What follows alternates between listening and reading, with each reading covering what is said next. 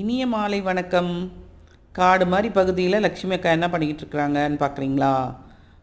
அவங்க இயற்கை முறையில், அதாவது நாங்கள் விதையெல்லாம் எதுவுமே போடலைங்க. தன்னால் வந்த கீரை, நீங்கள்லாம் விதை போட்டு தொட்டியில் செடி நட்டு கீரை வருமானு பார்த்து, அதை கீரையை பூச்சி அரிக்காதா அப்படின்னு பார்த்து பார்த்து பார்த்து நீங்கள் வேலை செய்வீங்க. இது தானாகவே வந்த கீரை. இந்த கீரையை நாங்கள் அறுவடை தாங்க பண்ணுறோம். மாசானா ஃபுகோகோ மெத்தட் ஆஃப் ஃபார்மிங்னு சொல்லுவாங்க இல்லையா? அது மாதிரி இப்போ கூட அக்கா இருக்கும்போது அடியில் இருக்கக்கூடிய வேர் பகுதியும் தண்டு பகுதியும் விட்டுட்டாங்க.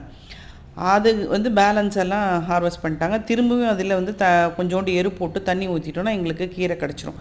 பாருங்கள், நான் ரோட்டோரத்தில் இருந்த தக்காளி செடியை கொண்டு இங்கே நட்டேன். அவங்க இப்போ காய்க்கவே ஆரம்பிச்சிட்டாங்க. இப்போ இந்த இடத்துல கீரைகள் அதிகமாக இருக்குது. இப்போ கிட்டத்தட்ட ஒரு 5-6 கட்டு கீரையை அக்கா நறுக்கிட்டாங்க. அங்கே பக்கத்தில் கோபாலனை நின்று வாங்கிட்டே இருக்காங்க.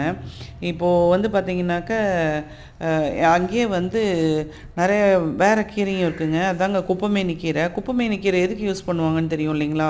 வயிற்றில் இருக்கிற பூச்சிகளை அதாவது கீரி பூச்சின்னு சொல்லுவாங்கள்ல, இதை நம்ம சாப்பிட்டோன்னா அந்த கீரி பூச்சி போயிடுங்களாமா.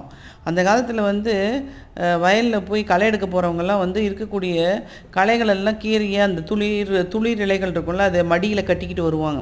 மடியில் கட்டிக்கிட்டு அதை வீட்டுக்கு எடுத்துகிட்டு போய் அதை கடைஞ்சி வெங்காயம், தக்காளி, பச்சை மிளகா, சீரகம் போட்டு கடைஞ்சி அதை சாப்பாட்டில் போட்டு சாப்பிட்ருவாங்க. அதாவது நல்ல வேலை செய்கிறாங்க. இயற்கை முறையில் வரக்கூடிய கீரைகளை அவங்க, அதாவது களைகள்னு சொல்லி நம்ம தூக்கி எறியக்கூடிய கீரைகளை அவங்க சாப்பிட்டு அவங்க உடம்பையும் நல்லா ஆரோக்கியமாக வச்சுருந்தாங்க. ஸோ அந்த மாதிரி குப்பைமேனி கீரையும் இங்கே இருக்குது. பட் அது ரொம்ப முத்திருச்சு, நம்ம கவனிக்காமல் விட்டுட்டோம். இன்றைக்கி தான் அதை பார்க்குறோம். ஸோ அதை அப்போ அறுத்து விட்டுட்டாங்க அக்கா. அதையும் அறுத்து விட்டுட்டு இந்த இடத்தையுமே கொஞ்சம் க்ளீன் பண்ண போகிறாங்க. இந்த இடத்துல நீங்கள் பார்த்தீங்கன்னா நமக்கு சுண்டைக்காய் செடியும் அங்கே இருக்குது.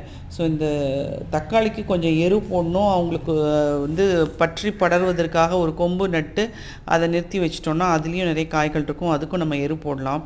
ஸோ அதனால் அக்கா அதை சுற்றி இருக்கக்கூடிய களைகளை எடுத்துகிட்ருக்குறாங்க. அடுத்து தக்காளி காய்க்கும்போது உங்களுக்கு வீடியோ போட்டு காமிக்கிறோம், அது தக்காளிகள் எப்படி வளர்ந்துருக்குன்னு சொல்லிட்டு. இந்த வீடியோ பிடிச்சிருந்தா லைக் பண்ணுங்கள், கமெண்ட் பண்ணுங்கள், ஷேர் பண்ணுங்கள். நன்றி.